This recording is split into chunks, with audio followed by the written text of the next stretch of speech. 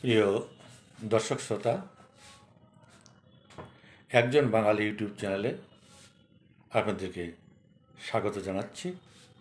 বন্ধুগণ, আপনাদেরকে স্বভাবত আমি অনুরোধ করি না, কারণ খুবই একটু লজ্জাই পাই আর কি একথা বলতে, যে আপনারা আমার এই একজন বাঙালি চ্যানেলটিকে সাবস্ক্রাইব করবেন, লাইক দেবেন এবং মন্তব্য করবেন এই ভিডিওর উপর, যাতে আমি পরবর্তী ভিডিও করতে উৎসাহ পাই এবং আপনাদের মধ্যে আমার চিন্তাধারা দিয়ে যে আলোচনাগুলো আমি করছি সেগুলো আপনাদের সঙ্গে যথাযথভাবে যেভাবে শেয়ার করে যেতে পারি। কারণ যদি সাবস্ক্রাইবার না বাড়ে তাহলে ভিডিও করতে উৎসাহ পাই না। যাই হোক বন্ধুগণ, আজকে আমি তো সাংবাদিক নই, তো ভিডিও করতে আসছি কেন, এই সমস্ত কথা বলতে আসছি কেন, এটার উপর একটু আপনারা গুরুত্ব দেবেন।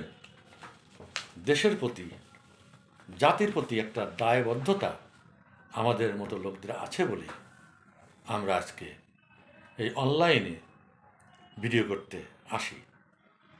তা না হলে নিজের খেয়ে পরে বনের মোষ তাড়ানোর দরকার পড়ে না। কিন্তু ওই যে বললাম, ৭১ যে অনুপ্রেরণা নিয়ে মুক্তিযুদ্ধে ঝাঁপিয়ে পড়েছিলাম, নিজের জীবনকে উৎসর্গ করেছিলাম সেই দেশটার জন্য, সেই জাতির জন্য, এই হৃদয়ে অন্তরে বড় মায়া, বড় কষ্ট।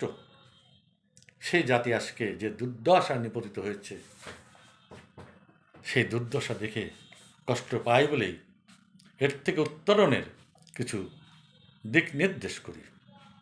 অবশ্যই দিক নির্দেশনার পিছনে রয়েছে আন্তর্জাতিক যে সমস্ত খবর প্রচারিত হয় এবং আমাদের জাতীয় মাধ্যমগুলোতে যে সমস্ত খবর প্রচারিত হয়, বিশেষ করে সোশ্যাল মিডিয়া যে খবর প্রচারিত হয়, সেগুলো একত্রিত করে আমি যেটুকু বুঝি আমার মতো করে আমি প্রচারিত করি। যাই হোক বন্ধুগণ, আজকের যেটা আমি বলবো সেটা হচ্ছে, আপনারা সবাই জানেন এবং ইতিমধ্যে অনেকেই জেনে ফেলেছেন, পাকিস্তানের মধ্যস্থতায় ইসরায়েলে, ইরান আমেরিকা এবং ইসরায়েল যুদ্ধ থামানোর জন্যে ইসলামাবাদে একটা আলোচনা সভা শেষ হয়েছে এবং তার রেজাল্ট আপনারা ইতিমধ্যে শুনতে পেয়েছেন। এই সম্পর্কে আমি প্রথমে দুই কথা বলবো, তারপরে আমি আমার দেশ এবং দেশের নেত্রী বঙ্গবন্ধু তনয়া শেখ হাসিনার উদ্দেশ্যে কিছু কথা বলবো, যদি এই আন্তর্জাতিক বিষয় সম্পর্কে আলোচনা করে সময় পাওয়া যায়, কারণ আমি খুব দীর্ঘ ভিডিও করি না। তো বন্ধুগণ, আসুন আমরা আলোচনায় ফিরে যাই। এই যে ইসরায়েল, আমেরিকা এবং ইরানের মধ্যে যে যুদ্ধ সংঘটিত হয়েছে, তাতে ইরান যেভাবে ক্ষতিগ্রস্ত হয়েছে, ইসরায়েল যেভাবে ক্ষতিগ্রস্ত হয়েছে, আমেরিকাও ততোধিক ক্ষতিগ্রস্ত হয়েছে। এবং এই যুদ্ধের জন্য সারা পৃথিবীতে তেলের যে ক্রাইসিস, গ্যাস, তেল, জ্বালানির যে ক্রাইসিস দেখা দিয়েছে, তাতে সমস্ত পৃথিবীর, বিশ্বের অর্থনীতি আজকে হুমকির সম্মুখীন। তেল রপ্তানি আমদানির বিভিন্ন দেশে যে লাইফ লাইন হরমুজ প্রণালী, সেই হরমুজ প্রণালী বন্ধ করে দিয়েছে ইরান। সেই হরমুজ প্রণালী খুলে দেবার জন্য আমেরিকা একটা ক্ষণিক যুদ্ধবিরতি 14 দিনের জন্য আমেরিকা এবং ইরান একমত হয়ে যুদ্ধবিরতি করেছে 14 দিনের জন্য। এবং এই প্রসঙ্গে স্থায়ী একটা যুদ্ধবিরতি এবং এই সমস্যা সমাধানের জন্য, বিশেষ করে হরমুজ প্রণালীতে এটাকে মুক্ত করে দেবার জন্য পাকিস্তান মধ্যস্থতা করেছে এবং ইসলামাবাদে এই আলোচনা সভা গত পরশু থেকে শুরু হয়েছিল। আমেরিকার পক্ষে উপস্থিত ছিলেন সে দেশের ভাইস প্রেসিডেন্ট জেডি ভ্যান্স, তার সঙ্গে আমাদের আমেরিকার মহামান্য প্রেসিডেন্ট ডোনাল্ড ট্রাম্প সাহেবের জামাতা ইহুদি, তিনি একজন বড় ব্যবসায়ী, তিনি ছিলেন। আর আমেরিকার সিআইএর একজন বড় উচ্চপদস্থ কর্মকর্তা ছিল। ইরানের পক্ষে সে দেশের প্রতিনিধি দল এসেছিল, খুব সম্ভব ইরানের স্পিকারের নেতৃত্বে। ইসরায়েল এই আলোচনা সভায় যোগদান করেনি। কেন করেনি সেটা আমরা সে আলোচনায় আসবো। তার আগে এই আলোচনা, এই যে প্রসঙ্গ, প্রত্যেকটি প্রসঙ্গের আমি একটা হেডলাইন দিই, একটা টাইটেল দিই। তো অনেক ভেবেচিন্তে আমি দেখেছি, খুব ভালো ভাষার টাইটেল আমি খুঁজে পাইনি। আর যেটা আমি মনে মনে ঠিক করেছি যে এইটা দেওয়া দরকার, কিন্তু এটা সুন্দরভাবে ভদ্রমহলে এই টাইটেলটা হয়তো অনেকে আমার দুর্নাম করবেন, বলবেন যে উনি এটা এই ধরনের ভালগার ল্যাঙ্গুয়েজ ব্যবহার করেছেন, হয়তো আমি একটু হব। যাক, তবু আমি দিতে বাধ্য হয়েছি, কারণ আজকাল ইউটিউবে, এই সমাজ সোশ্যাল মিডিয়ার যুগে অনেকেই অনেক রকমের কথা বলছেন, অর্থাৎ কোনো কিছুই আর আজকে শালীনতার পর্যায়ে থাকছে না, অধিকাংশই অশালীন পর্যায়ে আলাপ আলোচনা চলে যাচ্ছে। তা আমি এতদিন কোনো অশালীন আচরণ করি নাই কোনো ভিডিও নিয়ে। আজকের ভিডিওটায় আমি একটু টাইটেলটা মধ্যে অশালীন একটা টাইটেল নিয়ে আসব। সেই টাইটেলটা হচ্ছে প্রসঙ্গ পাকিস্তানের পুটকি মারা। আশা করি কেউ কিছু মনে করবেন না, এর থেকে ভালো ভাষা আমি আর খুঁজে পাইনি। কীভাবে সেটা হলো সেটাই বলছি। আমেরিকা এবং ইরানের মধ্যে মধ্যস্থতা করার জন্য, যুদ্ধবিরতির মধ্যস্থতা করার জন্যে কিন্তু পৃথিবীর বড় বড় দেশ, চীন, রাশিয়া, ভারত, ইউরোপিয়ান কান্ট্রি, যার শক্তিশালী দেশগুলো, ব্রিটেন, জার্মান, কিংবা আমাদের এশিয়ার জাপান, ওদিকে তুরস্ক, কেউ কিন্তু এগিয়ে যায়নি। পাকিস্তানের চুলকানি বেশি দৌড়াইয়ে তিনি মধ্যস্থতা করে, মধ্যস্থতা ঠিক বলবো না, মধ্যস্থতা করার মতো রোল পাকিস্তান প্লে করার মতো পজিশনে তারা এখনো যায়নি। এটা পুরোপুরি একটা দালালি বলা চলে। পাকিস্তান আমেরিকার দালালি করে ইসলামাবাদে এই আলোচনা সভার আয়োজন করে দিয়েছে। তো সেখানে আমেরিকা যে সমস্ত দাবি বা শর্ত রেখেছে, আমরা বিভিন্ন সংবাদ সূত্রে জানতে পেরেছি, ইরানের কর্তৃপক্ষ এটা প্রত্যাখ্যান করেছে। তারা বলছে যে আমাদের পক্ষে আমেরিকার এই সমস্ত শর্ত মানা সম্ভব নয়। যেমন আমেরিকা বলেছে হরমুজ প্রণালীতে এখন যৌথভাবে চাঁদা কালেকশন করা হবে, টোল তোলা হবে, তার অর্ধেক ইরান নেবে, অর্ধেক আমেরিকা নেবে। এটা একটা হাস্যস্কর প্রস্তাব। ইরান বলেছে যে আজকে বিনা কারণে আমেরিকা ইরানের উপর আক্রমণ করে তাদের যে ক্ষতিগ্রস্ত করেছে, হাজার হাজার প্রতিষ্ঠান ধ্বংস করেছে, ইরানের মাটি পুড়িয়ে ছারখার করে দিয়েছে বোমা হামলা করে, ইরানের প্রথম সারির নেতাদেরকে সম্পূর্ণ অনৈতিকভাবে টার্গেট করে হত্যা করা হয়েছে, তার ক্ষতিপূরণ আমেরিকাকে দিতে হবে। আমেরিকা এই সমস্ত ক্ষতিপূরণ দিতে রাজি হয়নি। আমেরিকার ভাইস প্রেসিডেন্ট তিনিও সাংবাদিক সম্মেলনে তার বক্তব্য দিয়েছেন যে আমাদের মতের মিল হয়নি, ইরানের সঙ্গে সমঝোতা হয়নি, সেজন্য আমি ফিরে যাচ্ছি। এবং যাবার সময় তিনি একটা হুমকি দিয়ে গেছেন যে এতে আমেরিকার কোনো ক্ষতি নেই, কিন্তু ইরান ভয়ঙ্কর ক্ষতির সম্মুখীন হবে, এই বলে তিনি একটা হুমকি দিয়ে গেছেন। এটা অনেকেই এটা জানেন যে যে সমস্ত শর্ত আমেরিকা জুড়ে দেবে, কিংবা ইরান যে তা চাইবে, ইরান যে সমস্ত শর্ত দেবে, এই সমস্ত শর্ত দুই পক্ষের এক পক্ষ মোকাবেলা করতে পারে, পূরণ করতে পারবে না। আর পাকিস্তানের কথা এখানে উঠে আছে। আচ্ছা, পাকিস্তান যে মধ্যস্থতা করার জন্য ইসলামাবাদে এই শান্তি সম্মেলন আহ্বান করলেন, পাকিস্তান এই শর্তাবলী সম্পর্কে আলোচনা করে নেয়নি ইরানের সঙ্গে কিংবা আমেরিকার সঙ্গে। পাকিস্তান উচিত ছিল উভয় পক্ষের শর্তগুলি দেখে অন্ততপক্ষে তার 50% বা অ্যাবাভ 50% যদি উভয় পক্ষ রাজি হয় মেনে নিতে, তাহলে তার মধ্যস্থতা বা দালালি পাকিস্তান করতে পারত। কিন্তু পাকিস্তান এক্ষেত্রে কোনো হোমওয়ার্ক না করেই তারা ব্যর্থ হলো। আর অন্তরালে পাকিস্তান কী করে, পাকিস্তানের কথা আর কি বলবো।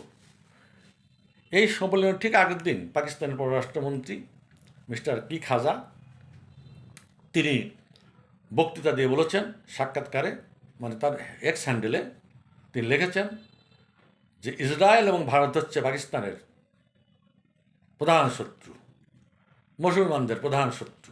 এটা তিনি এক্স হ্যান্ডেলে লিখেছেন, পরবর্তী আবার এটা মুছেও দিয়েছেন।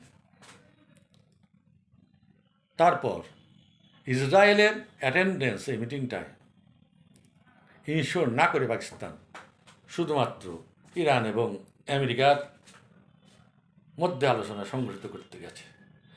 ইসরায়েল হচ্ছে এখনকার প্রধান ব্যাপার, মুখ্য ঘটনা হচ্ছে ইসরায়েলকে কেন্দ্র করে, কারণ ইসরায়েল ইরানকে আগে আক্রমণ করেছে। তারপরে পাকিস্তানের ওই যে পররাষ্ট্রমন্ত্রী মিস্টার খাজা তিনি আর একটা মন্তব্য করেছেন ইসরায়েল সম্পর্কে এই মিটিংটার আগে, যে ইসরায়েল হচ্ছে মিডল ইস্টের বিস্ফোরা এবং সমস্ত মুসলিম দেশের শত্রু। এইটা শুনে ইসরায়েল তো খুব রেগে গেছে, রেগে গিয়ে হয়তো ইসরায়েল আসেনি এবং ইসরায়েল কী করেছে, লেবাননে একের পর এক মিসাইল হামলা চালিয়ে গেছে। কারণ ইসরায়েল বলেছে যে লেবাননের সঙ্গে তাদের কোনো শত্রুতা নয়, লেবাননবাসীকে তারা আক্রমণ করেনি, তারা মিসাইল চালিয়েছে ওখানে যে হিজবুল্লাহ রয়েছে হিজবুল্লাহকে খতম করার জন্য, কারণ এই হিজবুল্লাহ চায় ইসরায়েলকে খতম করার জন্য। পাকিস্তান এমন একটা দেশ যারা কখনো ইসরায়েলকে সমর্থন করেনি। সৌদি আরব, সংযুক্ত আরব আমিরাত, কাতারের মতো দেশ, জর্ডানের মতো দেশ, যারা ভিতরে ভিতরে মিশর ভিতরে ইসরায়েলের সঙ্গে সম্পর্ক স্থাপন করে ব্যবসা বাণিজ্য করত গোপনে গোপনে, তো পাকিস্তান সবসময় বলে আসছে ইসরায়েল তাদের শত্রু, ইসরায়েলকে ইহুদির দিকে ধ্বংস করে তার কাজ। কাজে সেই পাকিস্তানের মাটিতে ইসরায়েল আসবে সমঝোতা করতে, যুদ্ধবৃদ্ধি করতে, এটা ভাবা খুবই অন্যায়। তারপর কি মির্জাফরি, এদিকে শান্তি বৈঠকে আমেরিকা আর ইরানকে বসিয়ে দিয়ে তলে তলে ইসরায়েলের বিরুদ্ধে আক্রমণ সানানোর জন্যে সৌদি আরবকে মিসাইল সরবরাহ করেছে এই পাকিস্তান। ইসরায়েল এটা জানতে পেরেছে, আর আমেরিকার এটা অজানা থাকার কথা নয়। একদিকে আমেরিকার বন্ধু পাকিস্তান তাকে সহযোগিতা করতে যাচ্ছে, আবার আমেরিকার যে এক নম্বরের ঘনিষ্ঠ মানুষ ইসরায়েল, তার বিরুদ্ধে ষড়যন্ত্র করে সৌদি আরবকে অস্ত্র সাপ্লাই করছে। এই হলো পাকিস্তানের দ্বিচারিতা। এই দ্বিচারিতা করতে গিয়ে এখন পাকিস্তান হয়তো আমেরিকারও শত্রু হতে যাচ্ছে। ইসরায়েলের শত্রু তো আছেই, ইসরায়েলকে আরও চটিয়ে দিয়েছে এবং আমেরিকারও শত্রু হতে যাচ্ছে। ইতিমধ্যে পাকিস্তানের কাছে বহু অর্থ পাওনা রয়েছে সংযুক্ত আরব আমিরাতে, সেই অর্থ কয়েক হাজার বিলিয়ন ডলার, সেটা আরব আমিরাত ফেরত চেয়েছে। চীনের কাছে বহু দেনা, চীন কি ছাড়বে পাকিস্তানকে?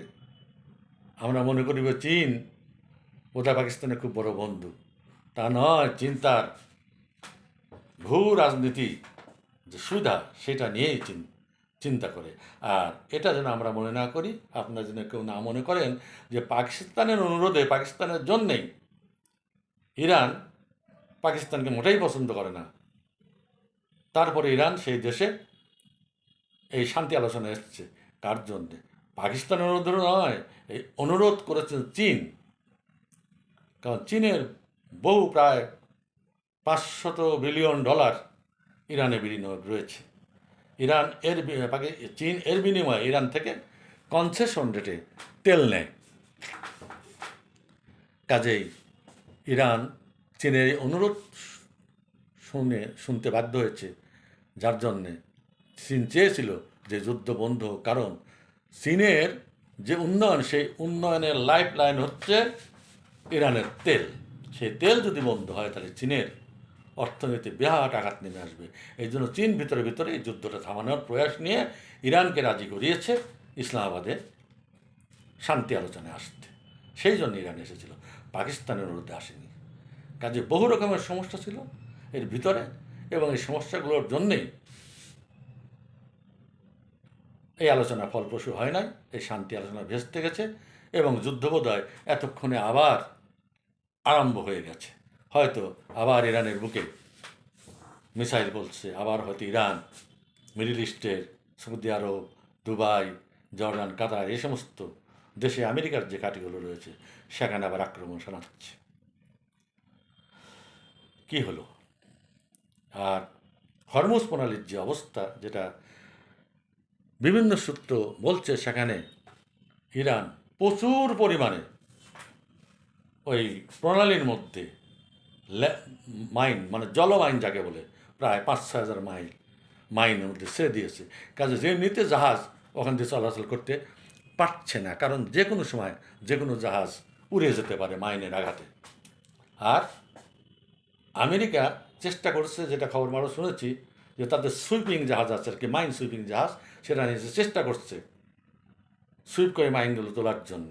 তো দেখা যাক কতদূর কি ক্লিয়ার করতে পারে, কারণ মাইন পানির তলা থেকে সম্পূর্ণভাবে পরিষ্কার করা সম্ভব সেই টেকনোলজি আমেরিকার আছে কিনা জানি না। তবে 71 সালের যুদ্ধের সময় আমাদের চিটাগাং বন্দরে যে পাকিস্তান মাইন পুঁতে রেখেছিল, সেই মাইন কিন্তু তুলতে বহুদিন সময়, এবং সেটা সুইপ করে দিয়েছিল, তুলে দিয়েছিল রাশিয়া বহুদিন ধরে। তার জন্য রাশিয়া ওখানে অনেক সৈন্য, রাশিয়ার অনেক ডুবুরি মারা গিয়েছিল 71 সালে করতে, আমাদের চিটাগাং বন্দরকে মাইন মুক্ত করতে।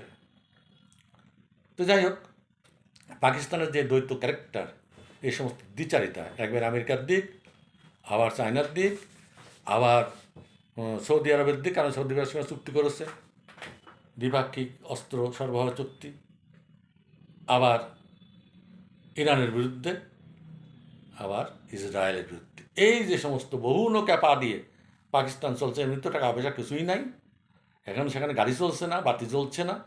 এই অবস্থায় আমেরিকাও টের পেয়ে গেছে যে পাকিস্তান এরকম ডুয়েল রোল প্লে করছে। কাজেই পাকিস্তানের কপালে মনে হয় বেশ ভালোই এবার দুঃখ আছে।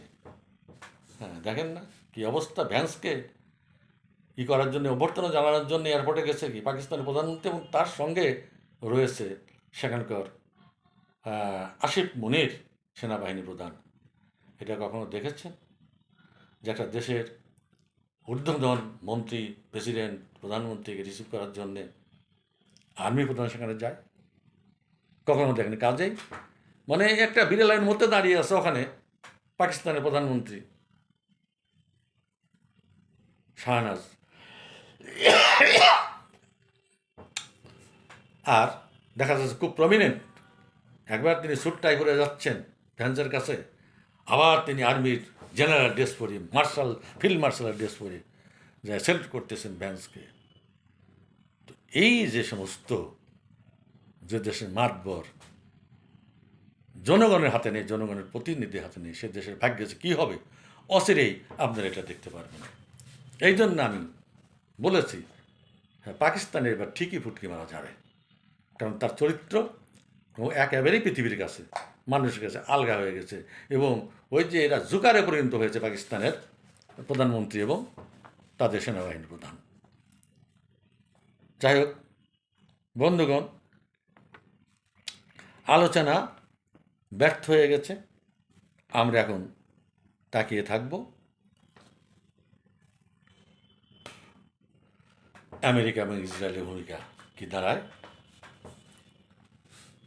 এর মাঝখানেই দেখলাম যে ভাইস প্রেসিডেন্ট, তাকে একক ক্ষমতা দিয়ে এই মিটিংয়ে ডোনাল্ড ট্রাম্প তিনি পাঠাননি, কারণ মিটিংয়ের মাঝখানে মাঝে মধ্যেই ভ্যান্স ট্রাম্পকে ফোন করছিল, 10 মিনিট 15 মিনিট ধরে তার সঙ্গে কথা বলছিল। কাজে ওখান থেকে নিষ্কাশন নিয়েই এই মিটিংয়ের মানে আলোচনার কোনো অগ্রগতি হচ্ছে কিনা বা কীভাবে করা যাবে তিনি জানার চেষ্টা করতেছিলেন, এবং সেখান থেকে সিগন্যাল পাচ্ছিলেন ট্রাম্পের কাছ থেকে যে নো করে দাও, চলে আসো।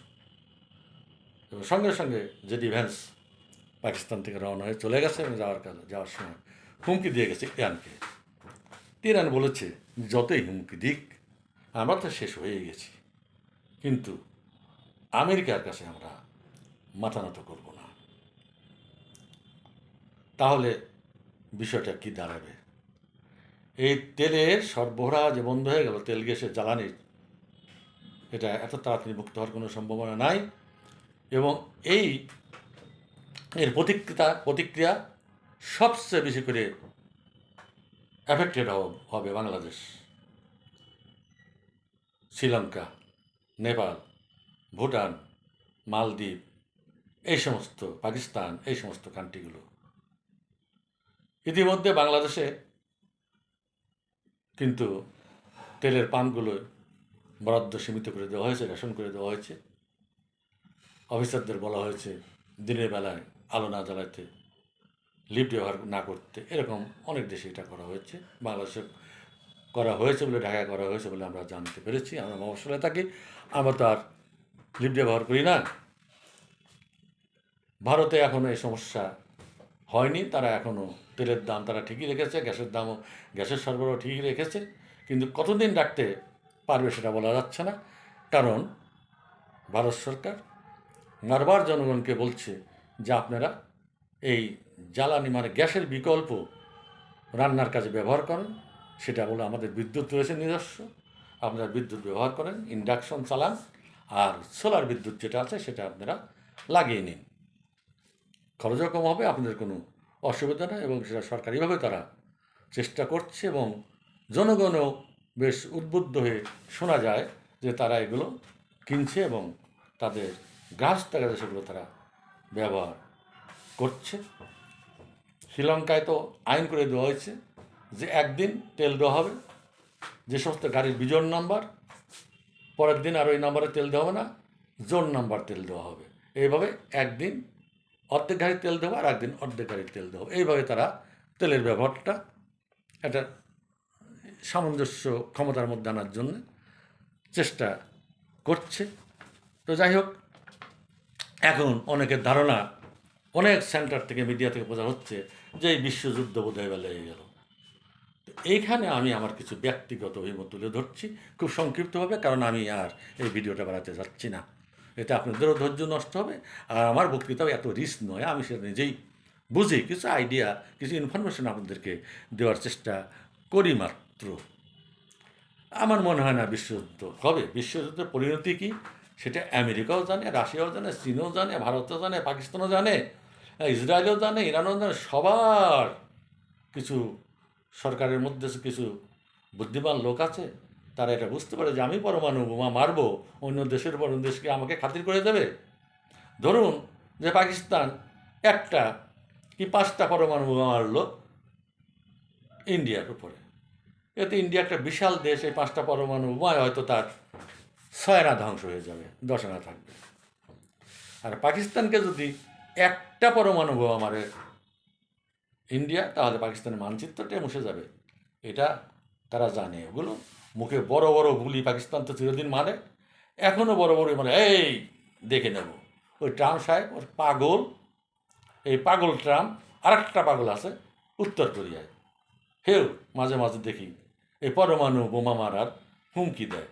ওই হুমকি পর্যন্ত এরা কেউ, পরমাণু বোমা এখন এমন একটা অবস্থায় সারা পৃথিবীর ব্যালেন্স করে রেখেছে, কোনো দেশই পরমাণু বোমা ব্যবহার করবে না। কাজেই বিশ্বযুদ্ধ হবে না, এত ভয় পাওয়ার আমাদের কিছু আছে বলে আমরা মনে করি না। আর যদি হয় সবাই মরে যাও, তখন তার চিন্তা করার কোনো কেউই থাকবে না যে আমাদের ভবিষ্যৎ ছেলে মেয়ে অমুক তমুক কী হবে। এই পরমাণু যুদ্ধ নিয়ে অতটা চিন্তার কোনো কারণ নাই।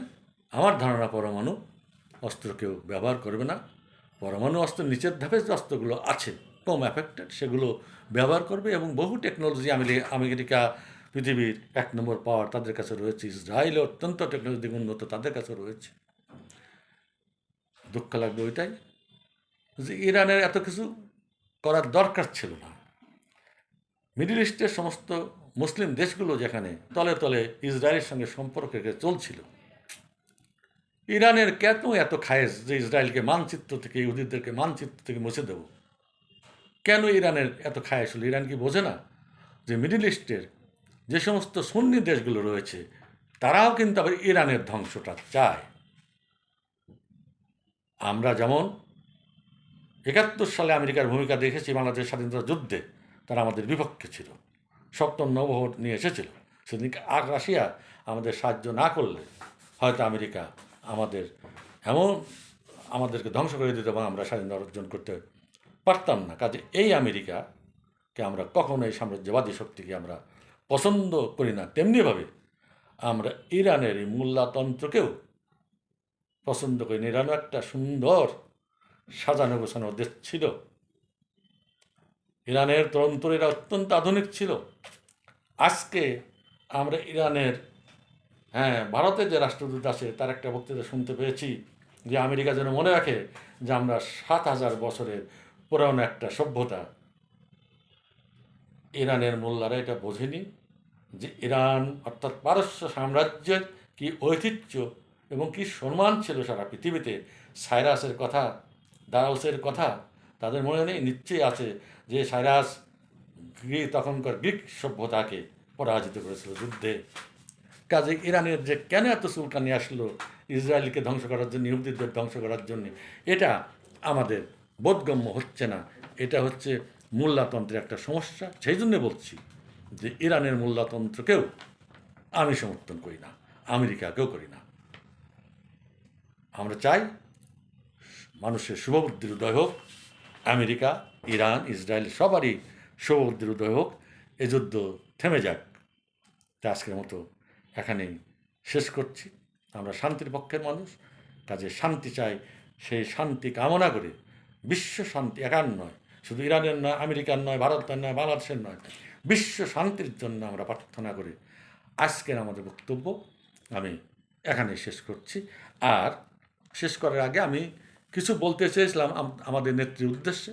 ভিডিওটা আজকে এখন প্রায় 27 মিনিট হতে যাচ্ছে, আর বড় করব না। আমি আগামীকালের ভিডিওতে আমার নেত্রীর উদ্দেশ্যে যে কথাগুলো আজকে বলার আছে আগামীকালে আমি বলবো। সে ভিডিওটা দেখার জন্য আপনাদেরকে অপেক্ষা করতে বলছি। সবাইকে ধন্যবাদ। জয় বাংলা, জয় বঙ্গবন্ধু।